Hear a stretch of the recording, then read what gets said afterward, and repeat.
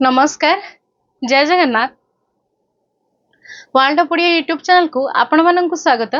आज आम वक्रोक्ति विषय रे आलोचना करबा। यह पूर्वर आम रस रीति ध्वनि गुण इत्यादि विषय रे आलोचना करि सारिचे। आज आम वक्रोक्ति विषय रे आलोचना करबा। तेबे वक्रोक्ति एई शब्दटी पढ़िला मात्रे आपणकर मनरे कौन प्रश्न उंकी मारुची आपण माने मते कहिबे। वक्रोक्ति यार अर्थ कौन?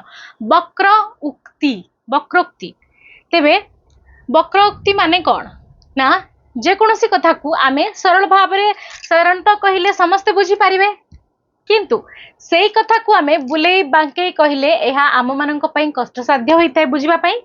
तेबे सेई परि भाव रे जेकोसी भाषा को सरल भाव में न कही आमे ताकू बुलेई बंकेई कहले ताकू वक्रोक्ति बोली आमे कहि परिबा। मु अति सहज भाव में आपण मानक जानिबा पई मु कहिदेली। तेबे एबे आमे आसीबा साहित्य परिसर मध्य को। तेबे आमर कथोपकथन विनिमय पई सीधा सड़क कथा कहिबा विशेष उपयोगी। साधारण जीवन यात्रा रे आमे प्राकृतिक पद्धति रे कथावार्ता करिथाउ। ओडिया रे प्रवाद अछि कही जानिले कौन प्रवाद अछि ना कही जानिले कथा सुंदर आउ बांधी जानिले मथा सुंदर। आमे कथा को जे परि भाबे कहिबा सेई परि भाव रे तार अर्थ प्रकाश करिवो। तेबे एहार अर्थ आमे कहूतबा कथा को साधारण भाव रे न कही एहा को काव्यिक उपस्थापना करि परिले एहा अधिक प्रभावशाली होइथे। काव्य रे साधारण और सीधा सड़क भाषा व्यवहार जोगु एहा पाठकर चित्तरे सौंदर्य सृष्टि करि पारे नाही। एथिरे काव्यर भाषा एकाधिक अर्थबोधक हेबा आवश्यक। काव्यर भाषा को बदलाई ताकू वक्र उक्ति मु एहा पूर्वरु कोन कहितली वक्र युक्त उक्ति समान कौन वक्रोक्ति माने उक्ति को वक्र बुलाई बांके कहिबा। यह होची साहित्यर लक्षण। आमे जेतेबेले गोटे कविता रचना करूचे किंबा पूर्वे जो माने कविता रचना करिथिले कवि हुंतु जे भी से जदि सीधा सीधा जदि लावण्यवती काव्य को से जदि सीधा सीधा सब लिखि देई थांते तेबे काव्यटी एते आकर्षक होई परतांता कि आमे ताकू मने रखी पारिथांते कि ना से गला खाइला आसिला सोइला से परि भाव लिखिदेले ता तो चित्ताकर्षक होई पारिबनी। से ता मध्य रे अलंकार ता मध्य रे रस सबु देई ताकू अलंकारिक ढंगरे से लिखिचंती। तेबे से परि भाव रे ना एठारे कोन कहैछि ना काव्यर भाषा को बदलै ताकू वक्रोक्ति रे व्यवहार करिबा अधिक समीचीन बोली वक्रोक्तिवादर प्रतिष्ठाता आचार्य कुंतक कुहंती। आचार्य कुंतक हेउचंती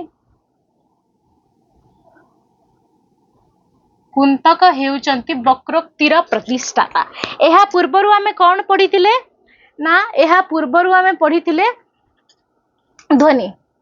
ध्वनिवादर प्रतिष्ठाता किए ना आनंदवर्धन हेउचंती ध्वनिवादर प्रतिष्ठाता। ठीक से परी आचार्य कुंतक हेउचंती वक्रोक्तिर प्रतिष्ठाता। से कहिचंती जे काव्य कविता को सीधा सड़क भाव रे न कही काव्य कविता सॉरी बा जे कोनोसी रचना को आमे काव्यर भाषा को बदले ताकू वक्रोक्ति व्यवहार करी बा अधिक समीचीन बोली से कहिसंती। तेबे कुंतकଙ୍କ मतरे वक्रोक्ति हेउची काव्यर प्राण। प्राणहीन शरीर जेपरि सबरे परिणत होइथाय वक्रोक्ति बिना काव्य निष्प्राण होई जाय। तेबे कुंतक कहंती वक्रोक्ति काव्य जीवितम। कुंतक कुहंती वक्रोक्ति काव्य जीवितम।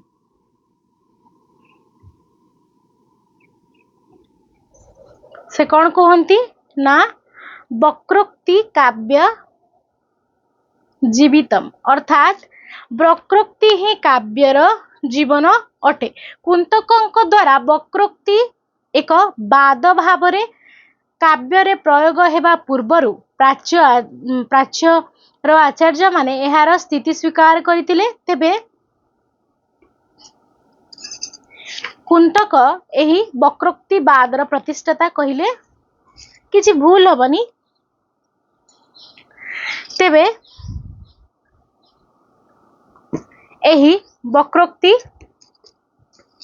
ना जेकोसी गोटे विषय को सीधा सड़क प्रकाश न करी वक्र भाव में प्रकाश कले आमे ताकू वक्रोक्ति बोली कहबा। तेबे एही वक्रोक्ति संप्रदायर प्रतिष्ठाता किए ना कुंतक हेउचंती वक्रोक्तिवादर प्रतिष्ठाता। से वक्रोक्ति को कौन कहिसंती ना वक्रोक्ति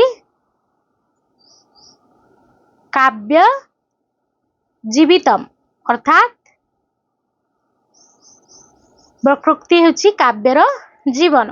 तेबे वक्रोक्ति माध्यम भाव प्रकाश ही काव्यर मनोज्ञ और चातुर्यपूर्ण करी काव्यर सौंदर्य वृद्धि करिबा। रीतिजुगीय कवि दीनकृष्ण रसकल्लोल काव्यरु एक दृष्टांत एठारे उल्लेख करा जाई पारे ना को दृष्टांत कृष्ण विरह विधुरा राधा को लक्ष्य करी कवि दीनकृष्ण कौन लिखिजंती कर पल्लवर कनिष्ठ मुद्रिका कंकण होइला भुजकु।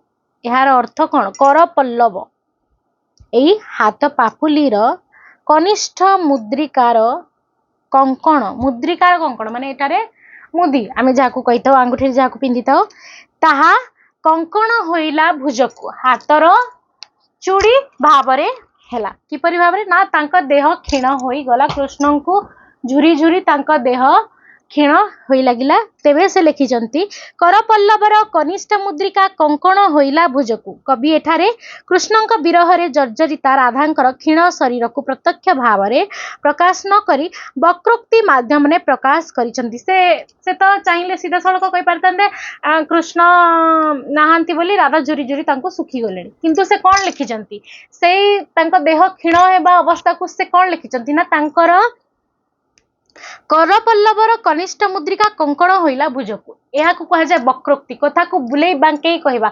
से अति सड़क कही दे पारथांते कि कृष्णଙ୍କ विरहरे राधा झुरी झुरी पतला हो गले बा क्षीण हो गले किंतु से कौन कहले से सीधा सड़क न कही कथा को बुले बांके ताकू अलंकार व्यवहार करी ताकू अति सुंदर भाव में सजेई कहले कर पल्लवर कनिष्ठ मुद्रिका कंकण होइला हाथ को। यह हेउची वक्रोक्तिर एक स्पष्ट उदाहरण। तेबे आमे वक्रोक्ति कहा कह जाए जानिबा को पाइले। तेबे एबे वक्रोक्ति को केते भागरे विभक्त करा जाईची एहा मध्य आमे जानिबा। वक्रोक्ति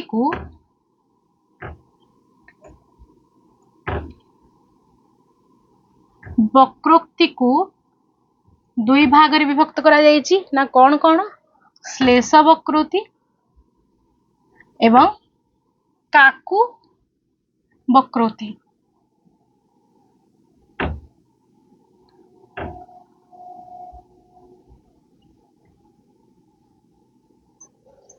ना श्लेष वक्रोक्ति कहा को कहा जाए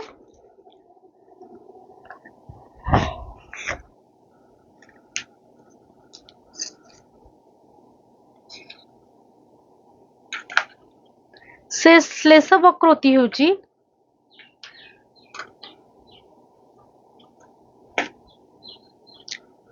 ना वक्ता गोटिए अर्थरे जेउ वाक्य कही थाए श्रोता ताहाकु भिन्न अर्थ ग्रहण कले ताहा श्लेष वक्रोक्ति हुए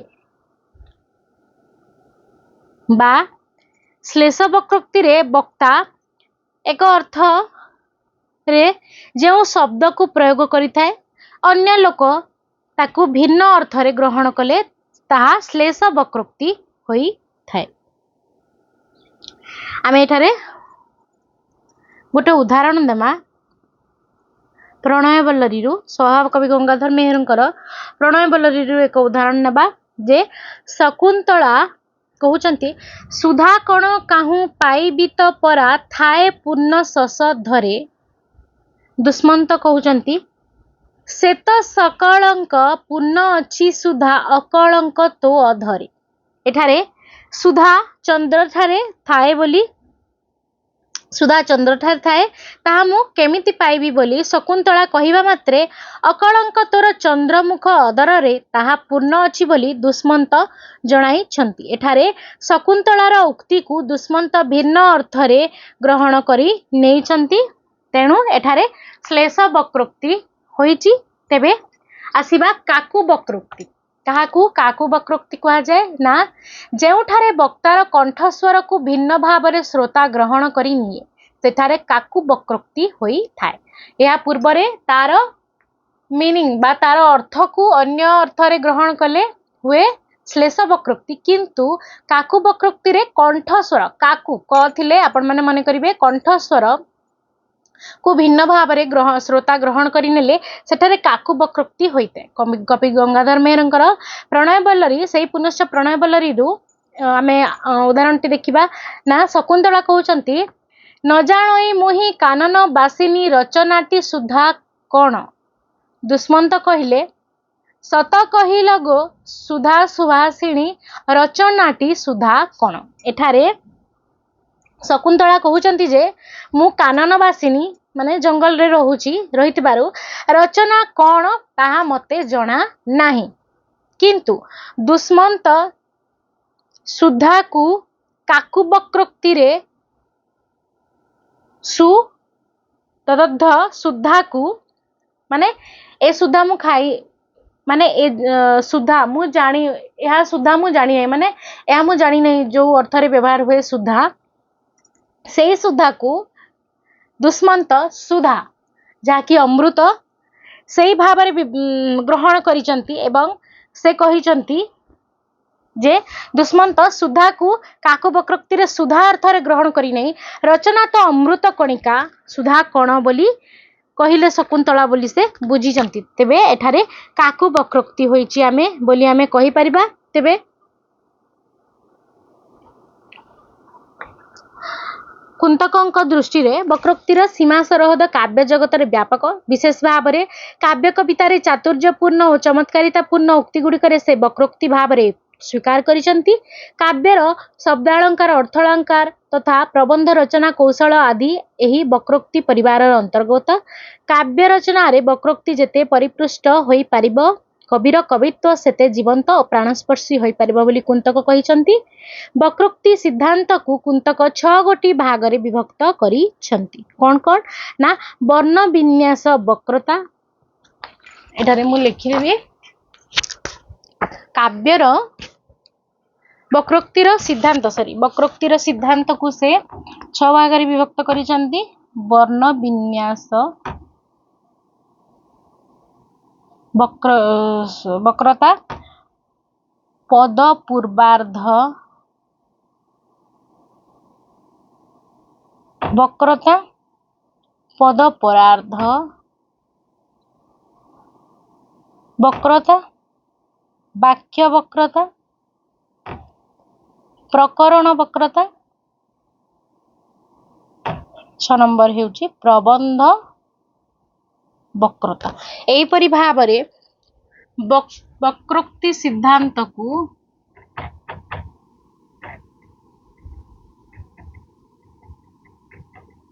6 गोटी भाग रे विभक्त करा जाइछि तेबे